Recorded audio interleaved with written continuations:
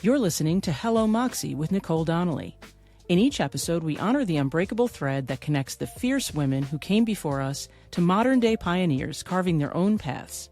We'll share stories of unforgettable heroines, celebrate their courage, and bring to light the lasting impact they've had across generations. Get inspired by the stories of those who embodied true Moxie and paved the way for others to follow. Hello Moxie is sponsored by DMG Digital, a woman-owned marketing consultancy dedicated to helping B2B companies and e-commerce brands create exceptional customer experiences. Welcome to Hello Moxie. In today's episode, I am joined by straight-talking trailblazer, Allison DeFord. Allison is a mom, branding expert, founder, and podcaster who is on a mission to strengthen the heart and soul of manufacturing. A designer and leader, Allison is the founder of Felt Marketing, host of Manufacturing Masters, and the executive director of the North American Forest Foundation. She is also a fellow Libra. Libra love. Yay. Welcome to the show, Allison. How are you today? I'm full of Moxie. How are you? You're wearing your, if people could see, they could see that you're wearing your silver Moxie shirt. I love it. Broke it out just for you, babe. Yeah, I love that. When you think of the word Moxie, what comes to mind? What do you think of? A couple words. Sass, guts, maybe courage, and I think a little fearlessness. Fearlessness. I love that. When I think of Moxie, I think of you because you embody all of those things for sure, and spades. So, I feel the same about you, girl. Yeah, sass. I love that one especially. So let's get started. I want to talk about what are 3 things that are just like lighting you up right now? What are you just loving? What's filling your soul, your heart? Oh, great question. I would say for sure one is my daughters, 24 and 16, and I think one of my great joys is just listening to them laugh, like from another room when they don't even know I'm listening, right? You can relate. And just knowing that they're healthy and in a good place right now, that's fuels my soul. I think another thing that lights me up is gratitude and kindness. So whether it's just me being still and being grateful and kind of getting present, with the universe, that fills me. And also the opportunity to be kind to someone else and looking at seeing their face light up. It's just the simplest thing, like being at the grocery store and there's this guy, Chris, who always seems to check me out, not me like, hey, wow, what a babe, but like the cashier.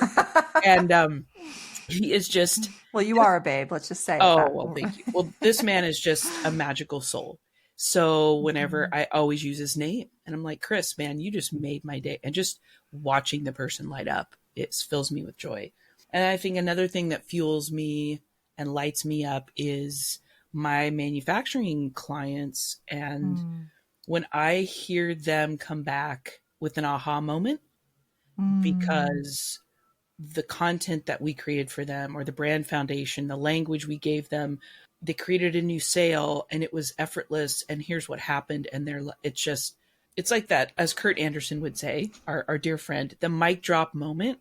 Yes. And that's why I get up in the morning. Like, I love that. It shows, I will say, from all the times I've known you, that passion that you have for your clients and helping them really shows. So I love that. I can totally relate to I love hearing the laughter. My youngest daughter has the most infectious laugh. And Mine it's too. Just full bodied. And every time it never gets old. Every time I hear it, it's just, my heart gets bigger. It's amazing. Right? It's magic. It's hard to put it into words. Yeah. Very cool. Well, our show is all about kind of shining a bright light on women in history that have inspired you, a woman in history that's inspired you. And I'd like to dig into that a little bit. Who is, I can imagine this is like so hard to just pick one woman. Yes. But What one woman would you say has really influenced you that you feel like really embodies Moxie? Well, there are so many to choose from. It's Hmm. difficult, but I thought about this, and I don't know if you've ever seen the movie Hidden Figures. It is one of my Yes. most favorite movies. I can't tell you how many times I've seen it. Mm, And the three women that were portrayed in the movie, Dorothy Vaughan, Mary yeah. Jackson, and I knew I was going to forget this as I was Katherine Johnson. I I I think of the three of them, Dorothy Vaughan was more Hmm. of the underdog, if you could give that title to any one of them. She wasn't as brilliant per se as Catherine, and she wasn't an engineer like Mary, but she had moxie. The fact that she saw this giant room, right, where they were going to put an IBM machine. Hmm. And I think about that because I could picture you or I, right? I could picture us walking through the hallway. Nobody's around. We're like, I wonder what's going to be in there, right? Because we're curious. Yeah. And then to know this entire room is going to be filled with this massive computer system no one's ever seen before. Hmm. And it's going to help put someone in space. It's going to do calculations in seconds instead of these people, right? Which is her team that had been helping with these calculations. And so the fact that she went to the library, if the movie is accurate, and went and got a Fortran book, taught herself this language. And I remember every time I watch it and she looks at her sons and she's a mom. She's got two kids. So very relatable. And I just think to myself, huh, I could see myself doing that, right? I've there have been many instances when I've learned something new and just the kids are like, how did you know how to do that? And I'm like, I figured it out, Necessity, right? right? Yeah. So I think the fact that she went on to be the first person above and beyond the IBM guys that figured out how to get this machine working. And I think it wasn't also like she was a white privileged woman during that time. She was the opposite. And I look Hmm. at what she overcame, actually the three of them and all the other women that worked with them. And I just think, you know what? That shows me that there are no obstacles. I think a lot of times it's in our Mm. head, Yes. it's a societal stereotype that needs to be knocked off its whatever. Yeah. And so I look at her and what she accomplished and the fact that she brought everyone else up with her, right? It wasn't just her out for her. She brought her whole team. It was like no woman left behind. And I look back at that and I just think, hell yeah, that to me is No, moxie, no woman left behind. That is Moxie. right? She and I was reading about her in preparation for this, and it's fascinating. She would go to bat for the other women, not only on her team but on other teams, white women as well. Mm-hmm. And I think it's so cool that she taught herself this Fortran and then taught her whole team, and you will love to know she is also a Libra. Can you believe that? I did She not is a know. she is a Libra. Oh, Isn't I that got so chills. Of cool? course she is. She is a Libra. I love that. And the fact that she was the first Black supervisor at Yeah. NASA. She started there when they were still segregated and went through that whole integration process. And there's this quote that I read from her that where she says, "I changed what I could, and what I couldn't, I endured." And I just think, like, think about what she had to endure at that Wow. time. Like, not only the moxie, but the resilience, the humility, the sacrifice. I mean, what do you think about that? Like, have you had found in your career there are certain things that maybe the things that you couldn't change, you just endured? Um, I've thought about that. I feel like I've overcome age bias. I remember when I started out, I was looked at as, well, and I'm not the only person that's experienced this. Like probably all of us have. But Mhm. like you're young, what do you know? and would be Yep. overlooked, right? For someone who Hmm. was more Or mature talked down age-wise. to. Yeah. Oh yeah, or interrupted Hmm. or passed over for someone's nephew who took a graphic design class in college, and I'm not joking. Like that really happened. And I thought, huh, I'm a Oh professional gosh. with a degree experience. So yeah, I think I also noticed too in the beginning there were guys in my field who would show up in to a meeting in khaki shorts, Reeboks. I'm dating myself. White high top Reeboks, a blue button down hanging out, and they were considered like that was acceptable. Oh, he's cool. He's a designer. I had to show up in a suit to be taken as seriously. And I just remember that irritating the shit out of me. And I thought, you know Mm. what? I'm going to dress how I want. I Good don't, for you.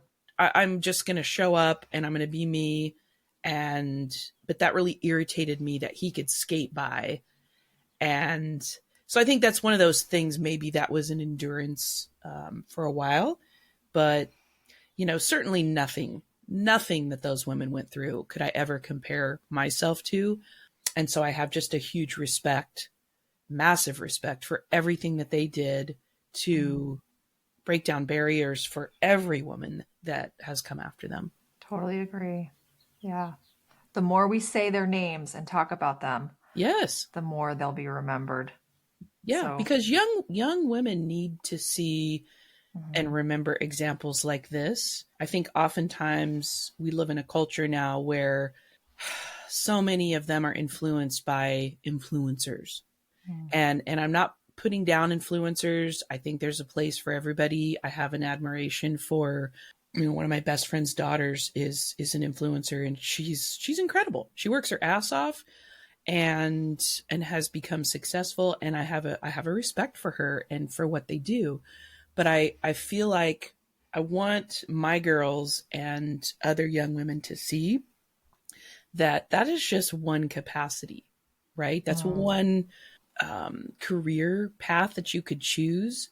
And it isn't easy. It looks glamorous, but it comes with a lot of pressure. It comes with Yeah. a lot of, having to be on and perfect and whatever all the time. There are a lot of other things you could do with your time and earn a living and get rewarded for, right? The reward of teaching, the reward of caregiving, being a doctor, helping manufacturers, it's Yes. there's a whole slew of things. You could be an inventor, a scientist, whatever. I think what I want to show young women is that, you don't have to look perfect. You don't have to weigh a certain amount. You can have wrinkles. Amen. You don't have to fill your face with stuff to overcompensate. Like, just live your life and be you. And I think I don't know, I kind of segued there into a little path, but I think that's important to show them, to speak the names of those who came before us, but then to also show them, you know, Mm. this is what hard work looks like. This is what not giving up looks like. Go teach yourself Fortran. You can I do know, amazing right? things. It's incredible. So I want to hear more. Like, tell me about a time in your life where you had to embody Moxie. Like, I know you do it every day, but like a special time where you felt like you just really went for it. What was that? Mm. What was that like for you? Um, this isn't anything massive, but this did come to mind when you asked that. I was in my probably early 30s. I was Mm. sitting in a boardroom with a bunch of guys. It was my former husband's, it was a company he worked for. So obviously I wanted to make a good impression. I was kind of looked at as the employee's wife. There was that first Mm. impression always Mhm. because he had been there so long since we were very young. And I was they had brought me in to pitch a design and marketing project. And I remember the older gentleman who was his boss's boss or something. We're sitting around in this like horseshoe, you know, And just picture it. Typical, they're all in their, very button down shirt, and they're very traditional and they're very conservative. And they basically want to know the ROI of doing this project with me. And I looked across the table, and for the first time, I think in my life, he asked me a question, and I answered with one word, and then I got quiet. He looks across and he says, "So what you're asking is for me to trust you." And I stopped dead in my seat. I just stopped and I looked across the room and I said, "Yes." And then I was quiet. And as a Libra who likes to talk, and I always have, I answer in paragraphs, not in words or sentences, right? That it felt like a lightning bolt struck the room. He was dumbfounded. I was dumbfounded, but I was confident. And I thought, I don't need to explain anymore today. Yes, you can trust me or not. And I ended up getting hired and did a great job. But I just remember thinking, I've got to do that more often, right? Not try to justify, not try to sell you, not try to explain. I have spent my whole life doing that. And I'm learned, that was 20 plus years ago. It's okay to just say, yeah, and then be quiet. It's okay to just say yeah and be quiet. I love that. Now, when you did that, where do you think that came from? Were you like terrified to say it, or did it just come out of you? Do you know what I mean? And how did you feel after you said it? Did you just feel like, oh my gosh, were you like terrified? What was that No, emotional experience like for you from before to after? I think I was fed up of always trying to justify, why should you hire me? What's in it for you? It felt like, I think I was just tired of it. And I was tired of being questioned and doubted. And so, oh my God, the minute I said that and was just still, I felt like I had just stood atop a mountain peak, like Everest, held my fists up, which I'm doing right now, even though you can't see me, and just shouted like, yeah, I don't care whether you hire me or not. I know this will be a great project for you. I know I'm capable. I don't have to justify any more than I've already done today. So make a choice. It was that not caring. I think that's what I had to get past, was not caring what people think, not caring if they say no. It was taking that chance and just 100% trusting myself. I love what you said about not caring about what other people think. What you did is you cared what you thought. And Yep. I think that's so important as women so much at the time. I don't know if it's just when we're the way we're raised or what, but I feel like there's always these voices that are telling you what to do and how you should do it. And it's so difficult, or it's been so, I'll speak for myself. It's been difficult for me to really get in touch with my own voice and understand what is it that I need, what is it that's true for me, what's going to be in alignment with my belief system, values, etc. And so that example, I think, just speaks loud and clear about how important it is to trust yourself and to have care for yourself above. I'm not saying be selfish and don't, like that kind of thing, but you have to know what your needs are and and stand in that. And when you do, people will trust you because they're going to see that. They're going to be like, she knows what she's about, and she has respect for herself. It's true. And, I think something you just said is something, probably one of the biggest obstacles I've overcome. And that's using my voice, trusting my voice, trusting my worthiness. And I thought of another quick example, and the feeling, and I want to see if anybody listening to this will relate. I was at a workshop. It was like an overnight kind of thing with an old mentor and business coach of mine. And it was with like 30 people that I'd never met. Yep. And the whole point was to kind of break out of your comfort zone, uncover something about yourself, and, have a breakthrough. Oh my So, gosh, with 30 strangers. oh yeah. Yeah. Like we had to dance around the room one day. I Wow. am not a great dancer. So that was awkward. It's like you really just had to push out of your comfort zone. And Yes. I admitted to this group of people that I did not like my voice. This was, again, Wow. probably 15-ish years ago. And they all just looked at me and they said, okay, well, you have a nice voice. And I said, no, I don't like it. I don't like hearing myself talk. Video is difficult for me. I don't like seeing myself on video.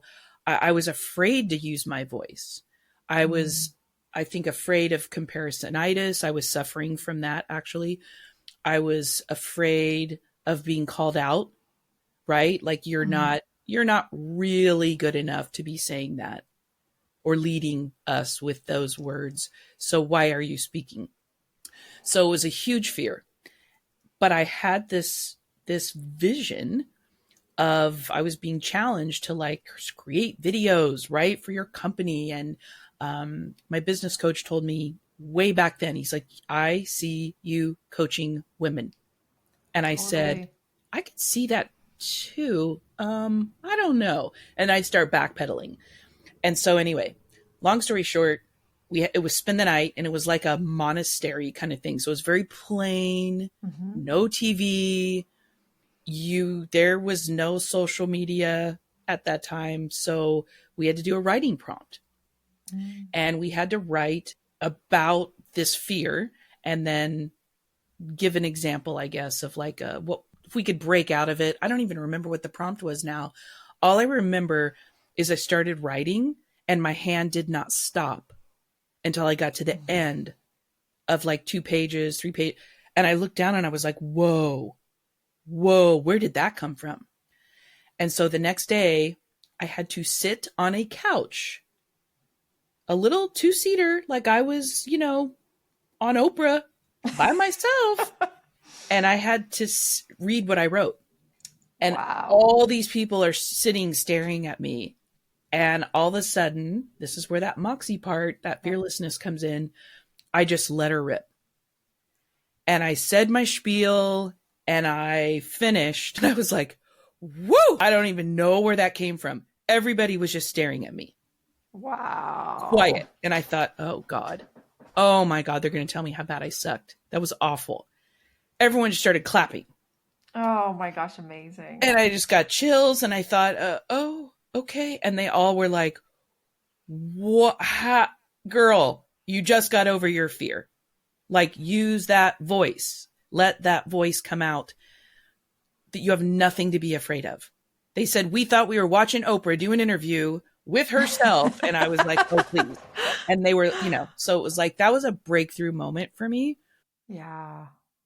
And now I think that's Moxie to me is just having some guts to do the shit that I always say this, do the shit that scares you. That's Yeah. when I feel the freest. And by the way, I have to say, you have an amazing voice. Oh, You know, like, thank you. yeah, that just, isn't it so funny sometimes the self-beliefs that we have that hold us back? Yeah. Um, and I think to myself, man, if you hadn't stepped into that moment and really put yourself out there, I mean, first of all, choosing to go to a retreat with 30 strangers and having to go to a very vulnerable place and live in that discomfort is one thing.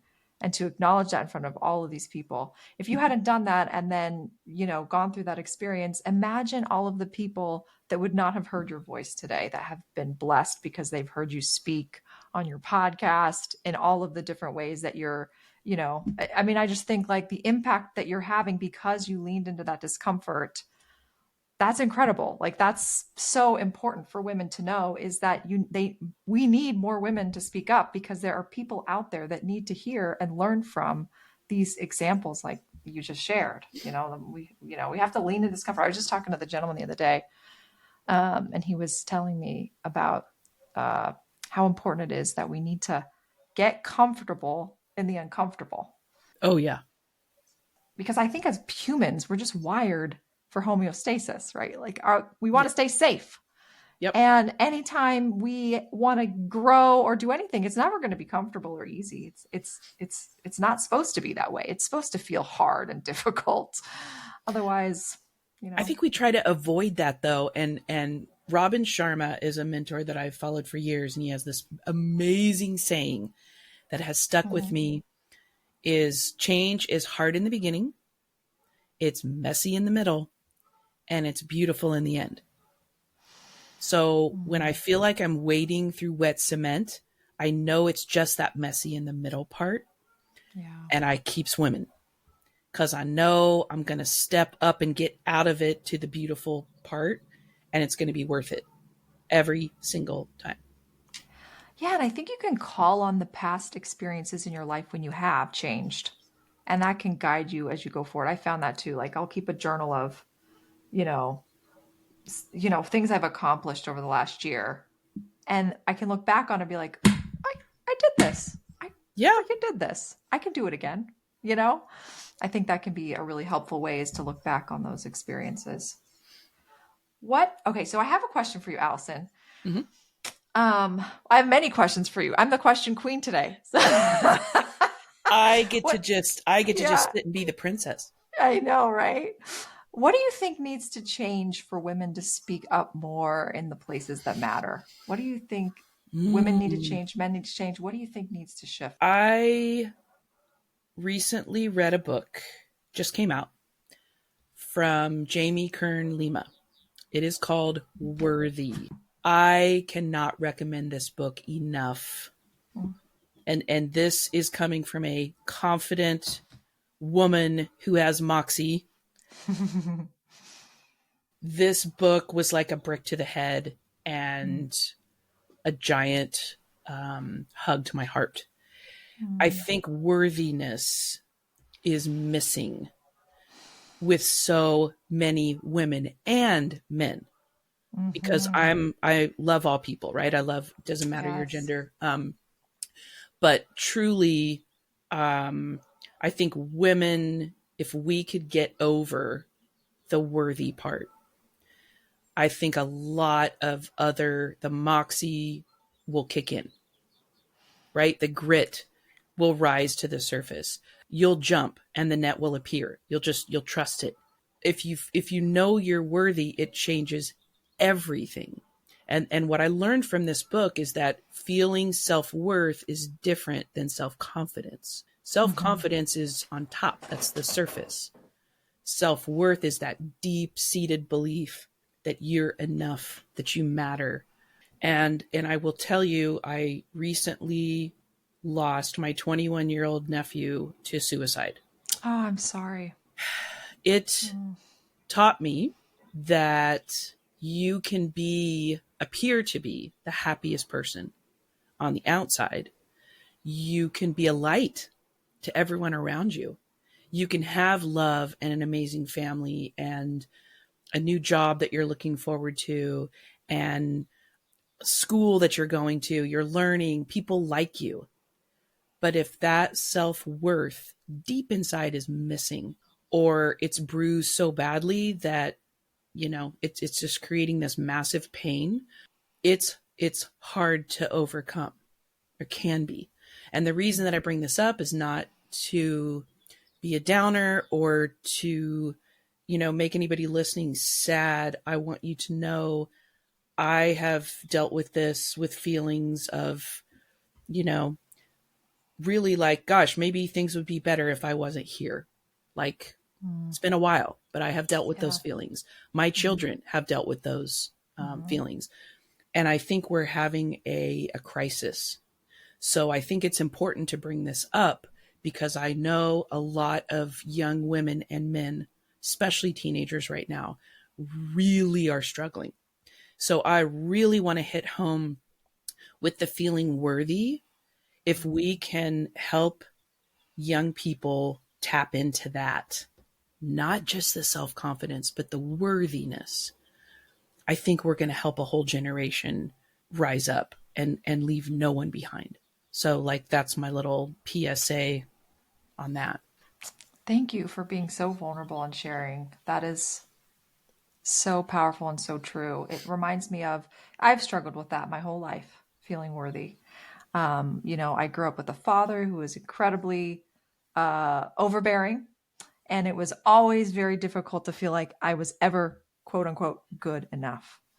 And so that's something I've consciously have to had my whole like adult life. I have to rewire those neural pathways that have been Yes. ingrained since I was a child. And I remember I've been, something I've been practicing with my executive coach's support is, spending time with myself. And I remember the first time that she's like, what if you just spent time with yourself? And the first time she suggested that, literally, I felt so uncomfortable. I was like, what would I do with myself? I am like a type A workaholic tendencies, just want to be busy all the Mm-hmm. time. And that was a problem. And I'm like, what am I going to do with myself? And so when I first started just like spending time with myself, I literally sit there and like try to force myself to talk to myself as if like, I was going to teach myself something. And the more I just sat with myself and just did nothing at all, the more I started to come into myself. And I'll never forget, I was sitting on the hammock one day and I was sitting there just doing nothing. And my mind started to wander and I started thinking, I really need to be doing something right now. I'm just not doing anything. I need to be doing something. And immediately I had this picture of myself holding my daughter when she was a baby. And I used to rock her to sleep. And I'd sit and rock her and we would listen to Brahms' lullaby. And I'll never forget when she was 9 months old, I would just hold her and rock her for hours. And I had this visual of me just holding her. And I thought to myself, my gosh, how I loved her. She did nothing to earn my love. Mm-hmm. She was just there. And I thought in that moment, I'm like, I don't need to do or be anything to deserve love. Like we all deserve love. We're all worthy of love. You don't have to Yes. achieve or be, it's just there. And we can give that to ourselves. If we Yes. haven't, maybe we've had wounds or challenges in our past and we haven't received that love from others. Well, we can learn to give that to ourselves, I think. That Well, is so I'm, true. And if we could teach younger people anything, I think besides the to get to the worthy feeling, yeah. I think it's the one thing I've learned, and it's what you just said: talk to yourself like you would talk to your children, Mm-hmm. your animals. If you Yes. don't have kids, talk to yourself like you would talk to a little child Yeah. that you were nurturing in a classroom, right? Maybe you're helping out for the day. What would you say to her? It would Mm-hmm. all be uplifting. It would. What would you say to that little boy? You're awesome, dude. You rock. You're scared? What are you scared of? I got you. Right? So if we can learn to speak to ourselves that way, both when we're being quiet in our own mind and also Mm-hmm. out loud. Oh, I like Because the out loud part. how many times, right? Do you Mm-hmm. have you caught yourself? And I don't do this really anymore. But like if you go, "Oh, you're a dummy." Right? Or wow, that was just stupid. Oh man, you really screwed that up. It's just those kind of things like um And they God. go on in our mind just Oh, subconsciously, right? it's Like, crazy. So if you would change the conversation, like you just said, you don't have to do or be anything to be worthy of being here and mm, of being loved. And start by loving yourself. Don't wait. Like, what's the saying? Nobody's coming to save you. Nobody's mm-hmm. coming to hire you. Nobody's Yes. coming to sweep you off your feet like a white knight. It's just a bunch of crap. Yep. You have to start by loving yourself. And I think that's the basis. I think that's a huge basis of Moxie, don't you? Absolutely. And I was at this marketing conference last week, Allison. It was fantastic. And we talked a lot about AI and how AI is just changing all of our lives. And we already are in a loneliness epidemic as it stands Yes, now. Like people are more isolated than they ever have been, but still craving that connection, but not really feeling like they can connect, you know? And those forces are only going to get worse as we look ahead, like agreed. with AI and all of that that's happening.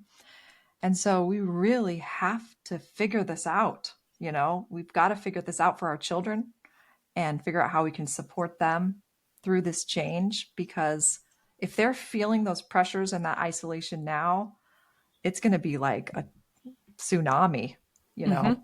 Not to get, man, that sounds very No, but it sounds it's very true. dystopian. But It's really true. It is not going to get better, mhm, especially with artificial. I think it's important to pay attention to that word. mhm. I'm not opposed to technology, but I think Yeah. the word artificial to me really stands out. It is never, Yeah.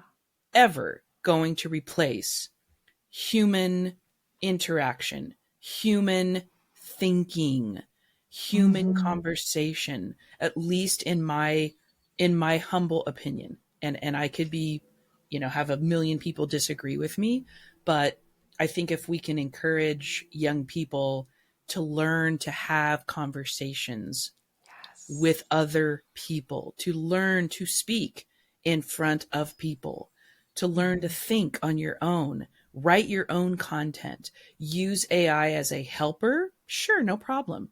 It can be very effective, but like, don't stop thinking for yourself. Don't stop using your voice because there is Absolutely. nothing artificial about that. You And are real.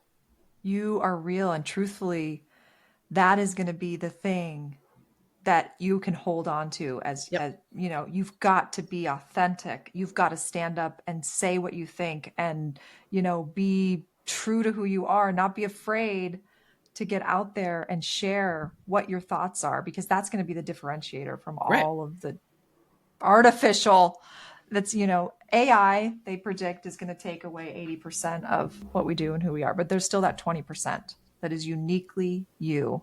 Yeah. So you got to be uniquely you to stand out from the noise. Well, and I think too, what scares me is relying, like we've seen all the movies, right? We've seen the AI has Mhm. been in movies for years. Yeah. No good ever comes from it. I'm just saying. That's true. The Have you story seen doesn't end Her? well. Oh my gosh, that movie Her from Joaquin Phoenix, where he falls in love with an AI. Like Yeah. it's very prescient. It's disturbing. My Yeah. my my hope is that what you just said is massive. Your voice, your thinking, Mhm. it's your differentiator. It's the differentiator. So Mhm.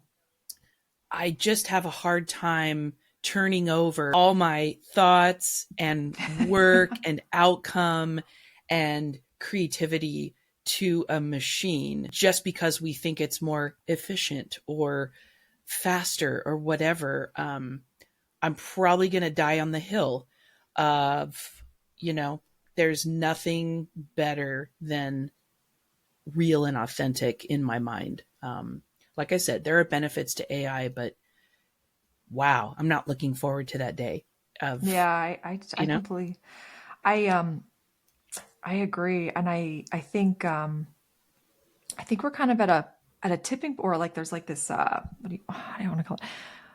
We're at a pivot point, or a mhm, transition point right now. I was when I was at this conference, one of the women had gone to Davos, which is the big World Economic Forum, I guess, and they were talking about AI and how 40% of the population is all excited about AI and what it can bring, and 40% is not. It's very evenly split.